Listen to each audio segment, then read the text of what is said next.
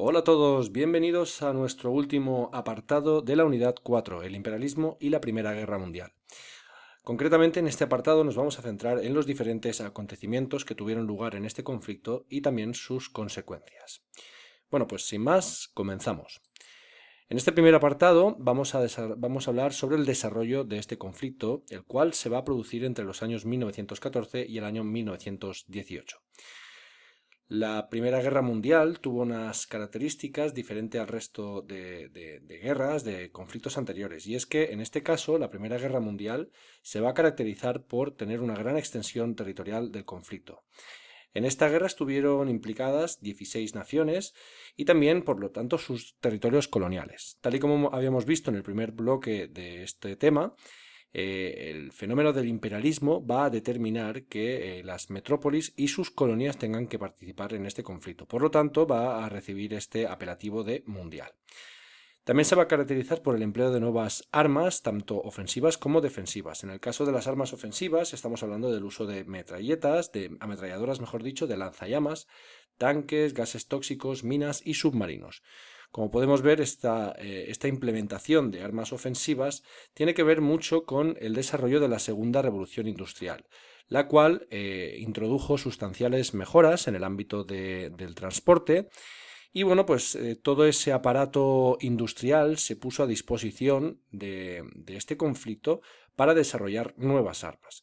En el caso de los sistemas defensivos, este conflicto se va a caracterizar por el uso de estas zanjas, estos parapetos, conocidos como trincheras. Las trincheras son unas excavaciones en los cuales se ubicaban los soldados de cada frente para defender una posición. De hecho, el conflicto va a tener una etapa central que se va a caracterizar se va a conocer como la guerra de trincheras. Y en ese momento las posiciones se mantuvieron durante mucho tiempo inalterables debido a este sistema de defensa, en el cual, pues como podéis ver,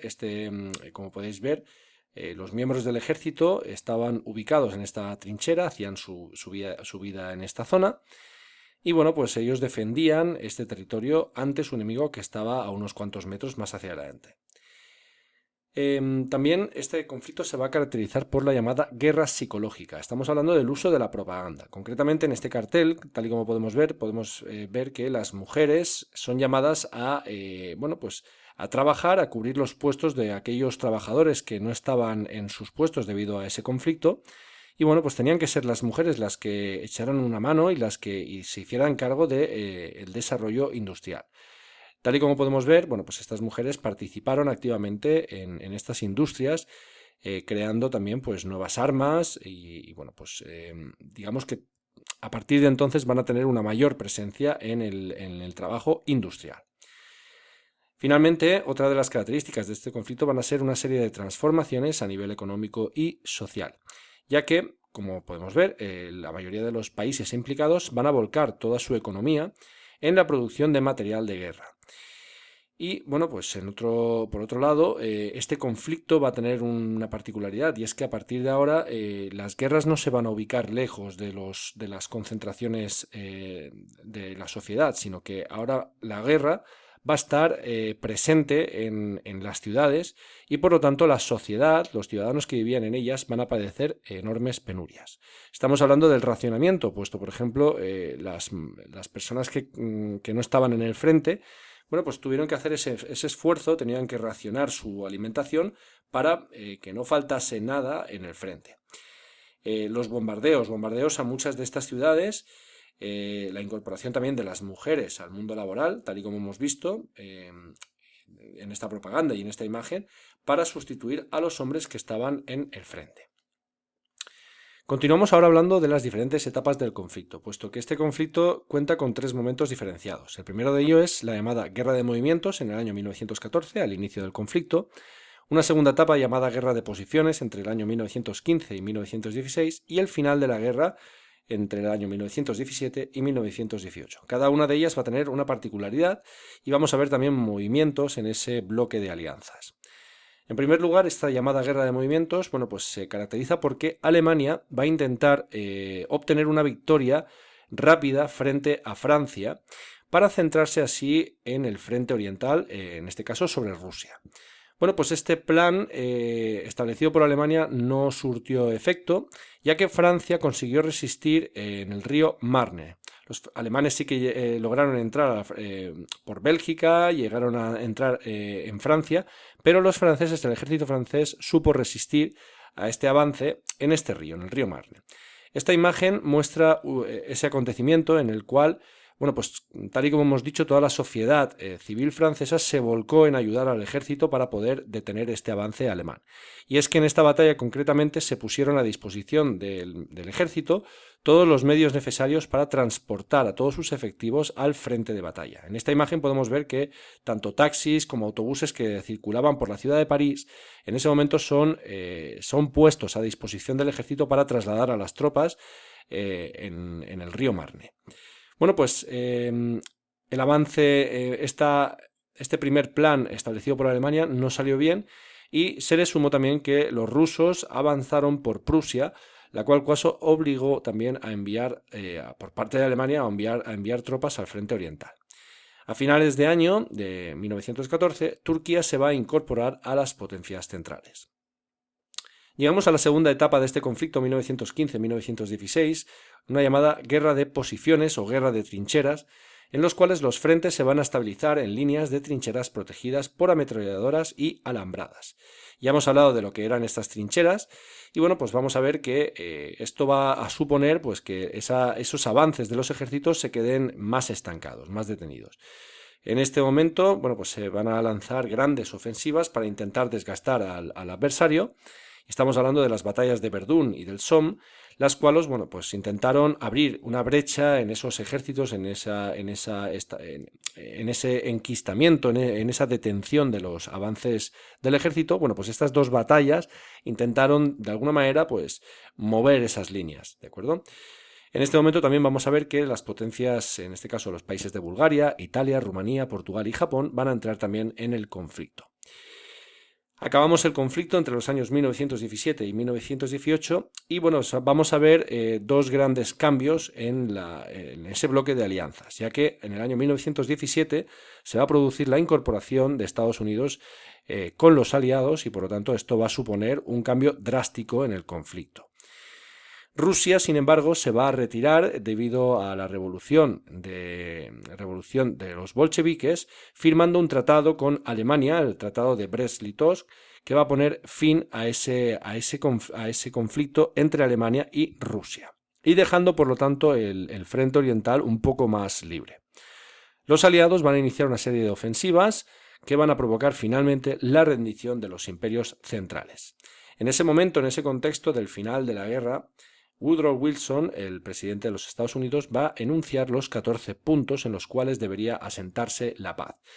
Estos 14 puntos, si bien fueron un referente, bueno, vamos a ver que van a quedar bastante lejos en esa conferencia posterior, en esos tratados de paz que van a establecerse con posterioridad. Seguimos ahora con el tercer apartado de este bloque. Estamos hablando ahora de la paz de París y la creación de la Sociedad de Naciones. Bueno, pues entre los años 1919 y 1920 se lleva a cabo en París una conferencia en la cual, todas las potencias vencedoras van a intentar firmar tratados para reducir sus ejércitos, para pagar las reparaciones de la guerra, ¿vale? Digamos que esta reunión va a servir para unir a todos estos mandatarios en la ciudad de París, pero también para iniciar esos tratados con las potencias vencidas. Bueno, pues los vencidos fueron obligados a firmar unos tratados con el objetivo también de reducir esos ejércitos, pagar unas indemnizaciones por el inicio de esa guerra, y obviamente pues realizar una serie de concesiones territoriales. Esto va a suponer un nuevo mapa del continente europeo. Cada una de las potencias vencidas va a tener que firmar un tratado, pero bueno, nos centramos en el Tratado de Versalles, que es el más relevante y es el que se estableció con Alemania. Este tratado va a imponer al país teutón, entre otras cosas, la pérdida, ya hemos hablado de estas cesiones territoriales, la pérdida de Alsacia y Lorena. Os recuerdo que estos dos territorios estaban siendo reclamados por Francia y, Alemania se ve en la situación de tener que cederlos a Francia. Alemania también fue obligada a perder sus colonias y también a firmar un documento en el cual se establecía la culpabilidad del inicio de la guerra a Alemania. Esto supuso finalmente que Alemania va a quedar completamente humillada y va a iniciar, por lo tanto, un deseo de venganza que sin duda va a tener una gran repercusión en el futuro, puesto que este deseo de venganza va a ser una realidad en el continente, en el país alemán. Continuamos ahora con la creación de la Sociedad de Naciones. En el año 1919 se crea una organización de carácter internacional que lo que pretendía era, bueno, pues antes de llegar a cualquier conflicto, lo que pretendía esta organización era buscar soluciones por la vía diplomática. Esta idea fue creada por Estados Unidos, pero, sin embargo, con el cambio de gobierno, Estados Unidos no entró en esta Sociedad de Naciones. Por lo tanto, bueno, vamos a ver que su principal fundador, en este caso, pues no va a estar presente, y esto va a favorecer que esta Sociedad de Naciones no tenga éxito. Bueno, pues esta institución va a ser creada con sede en Ginebra y será la precursora de la Organización de las Naciones Unidas. Para acabar, bueno, vamos a hablar de las consecuencias de la guerra. Bueno, pues las consecuencias de la guerra, como os podéis imaginar, pues no van a ser nada positivas. 9 millones de muertos en el continente, de heridos y mutilados, una cantidad enorme de pérdidas materiales. Estamos hablando de campos de cultivo, industrias, transportes y edificios que sufrieron enormes pérdidas debido a esos bombardeos y esos ataques que ya estuvieron más presentes en las ciudades. Este conflicto también va a establecer un mayor contraste entre la clase media y la clase trabajadora, y finalmente una minoría que se va a enriquecer por esta guerra. Es decir, se van a acentuar mucho más los contrastes, las diferencias entre las clases sociales. Una cosa positiva de este conflicto, podemos decir que, bueno, pues sí que va a favorecer la presencia de la mujer trabajadora, ya que la mujer demostró en ese momento que, digamos que sustituyó al hombre, en este caso la mayoría de los combatientes que estaban en el frente. Bueno, pues las mujeres, digamos que fueron las que estuvieron presentes a la hora de realizar esos trabajos que anteriormente realizaban únicamente los hombres. Otro aspecto positivo es que se promovió el pacifismo y el antimilitarismo, ¿vale? Es decir, se va a iniciar una serie de movimientos en los cuales van a buscar, pues, que esos conflictos no vayan a más, es decir, que se puedan evitar. También va a aumentar el sentimiento de revancha en estos países vencidos. Ya hemos hablado del caso de Alemania, la cual fue culpada del inicio de la guerra, y por lo tanto, bueno, pues este sentimiento de revancha va a estar muy presente en el país alemán. Se van a abolir los principales imperios del continente europeo, como es el caso de Alemania, el caso de Austria-Hungría, el Imperio ruso y también el Imperio otomano. La mayoría de los países, tras este conflicto, van a tener un elemento común, y es que la mayoría de los territorios se va a adoptar el sufragio universal masculino. Poco a poco va a aparecer el voto femenino, se va a conceder en las constituciones de estos territorios. Y finalmente, bueno, pues vamos a ver un cambio en el plano hegemónico, dejando paso de Europa, en esas potencias europeas que habían ostentado esa hegemonía, en el caso de Inglaterra, de Alemania. Bueno, pues esta hegemonía mundial va a pasar, en este caso ahora, a Estados Unidos, que se va a establecer como la gran potencia mundial, ¿vale? Bueno, pues aquí podemos ver un mapa en el cual podemos ver esos grandes cambios. Ya podemos ver que ese imperio austrohúngaro ha desaparecido. Fijaos en lo que queda el imperio austrohúngaro. Bueno, pues por aquí podemos ver pues Austria, podemos ver Hungría, que se han separado. Yugoslavia, se va a crear un nuevo estado que es Yugoslavia. Checoslovaquia, que antes pertenecía al imperio austrohúngaro, bueno, pues ahora va a ser independiente. Alemania, como podéis ver, bueno, pues tenemos aquí unos territorios que ya no van a pertenecer a Prusia, va a quedar aislada. Polonia se va a crear. En el caso también del Imperio Ruso vamos a ver pues estos nuevos países, como es el caso de Finlandia, Estonia, Letonia, Lituania, que antes pertenecían al Imperio Ruso, pero bueno, pues en ese momento van a crear su independencia. Y bueno, pues en el caso de Italia vamos a ver también pues aquí una incorporación de este territorio, ¿vale? Que se lo va a ganar al Imperio Austríaco. Y bueno, pues como podéis ver, estos territorios, el continente europeo va a cambiar drásticamente. Bueno, espero que os haya ayudado. Nos vemos en el próximo vídeo. Un saludo.